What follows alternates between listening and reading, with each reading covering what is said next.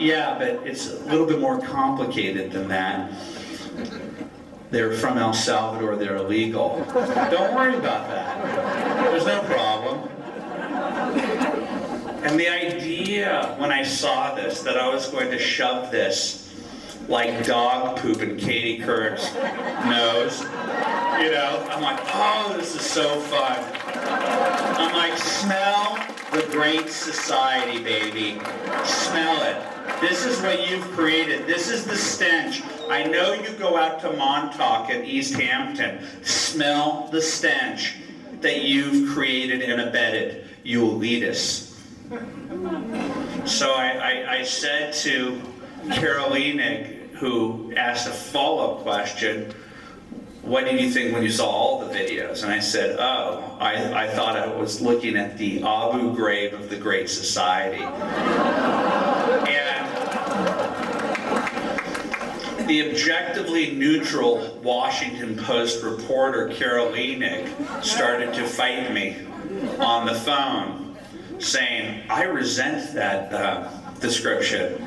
I said, like, if you were interviewing Castro, do you like interrupt him, or Ahmadinejad and interrupt him? But God forbid a conservative look at the net sum of a government-supported entity that we were told during the entire 2008 election season, his association with said group was rationale for voting for him, even though he had the thinnest resume, you know, since, I don't know, Judge Reinhold in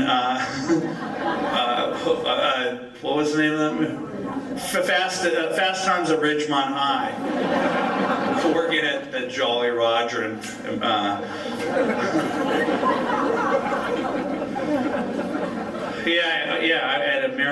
All American Burger where I work too. I love tying it all together. And she said, I resent that.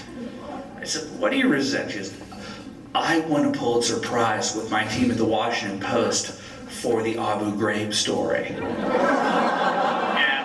I said, oh, that aberrant individual National Guard unit that was punished for its crimes, for its misdeeds, that you tried to turn into a symbol of the entire Bush wartime policy, one entity that you tried to use to ruin the whole, versus Hannah and James's videos, of which I think there were about 8 of them, and there was only one where the guy was like, I don't really think I can help you with the underage pimp prostitute from El Salvador thing. So let's just say 7 out of 8. And I'm like, don't you think that that's a greater representation? This is our taxpayer money towards a group of people that are supposed to be helping people. And that's the problem with liberalism in a nutshell. That's the problem with the mainstream media. They have and you're in Silicon Valley, so you understand it as well as I do. I'm down there in Brentwood/Westwood, the 405 corridor. I live in the Whole Foods alley. And this is what the elite, mostly Caucasian, liberal establishment believes. Out of mind, out of sight utopia. I paid at the office. That's their entire thing. As long as they can, you know, they're at Whole Foods and like, I'm gonna buy 2 pounds of tuna. It's fresh ahi tuna. It's from South Ecuador. It's near the equator. It's the best. And then we have cheese, a special cheese. It's not provolone. It's cheese. And it saves the environment. Every time you eat, it says, there's a sign next to it for $42. It says, for every bite you take, you're saving animals that are going into extinction. That's liberalism in a nutshell. Your Prius.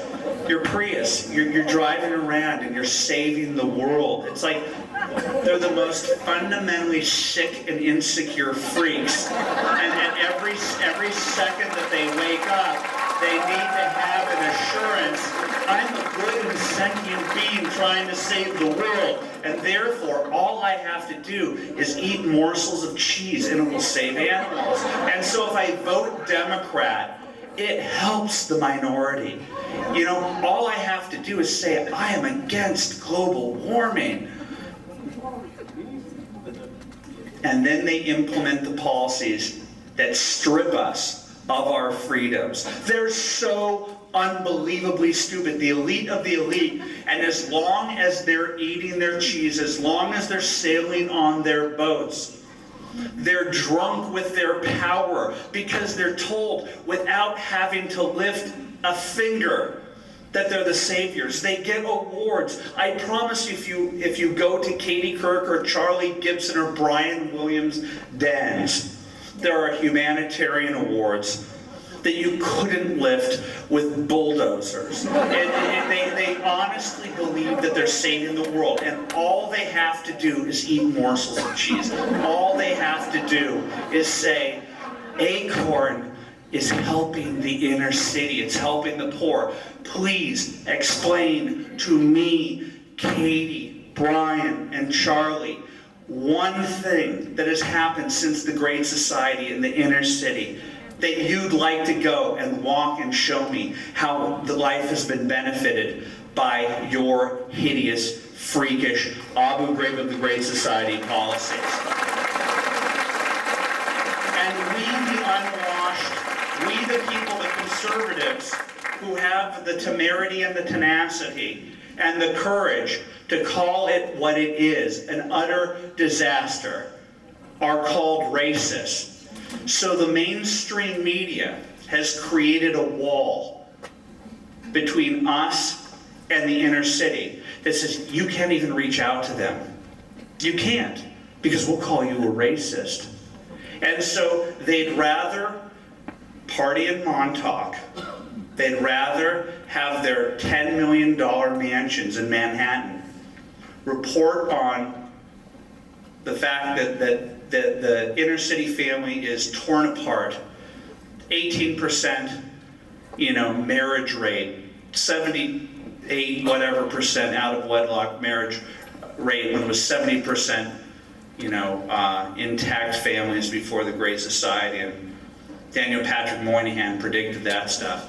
But we, who now have the courage to stand up to the Democratic Party, have been confronted by the last stand of the Democrat media complex. This was supposed to be it. I've been there during this revolution. It's I would argue a 23-year-old revolution. I really do believe that Rush Limbaugh shot the first shot in 1988. I don't think he shot the first shot. And a shot, by that I mean a metaphor, because I don't want to get arrested or I don't want to be turned into a tack watch. It's a metaphor.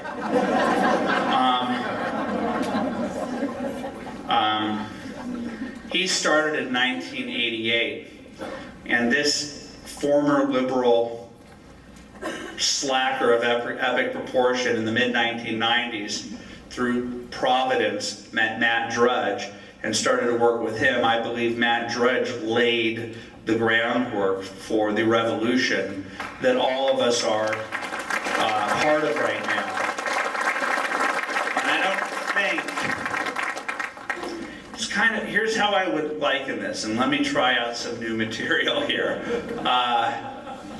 Where there's a will, there's a way. Necessity is the mother of invention, that type of stuff. And if one day oil ran out, we'd be out in our backyards, like doing whatever it takes to find oil or find whatever it takes.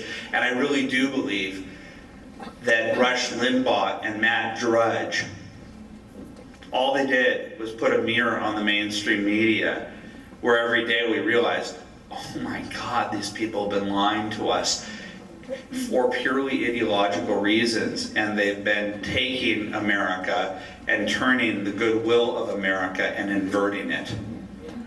And we realized it was the media. And so all we do is complain. It really is.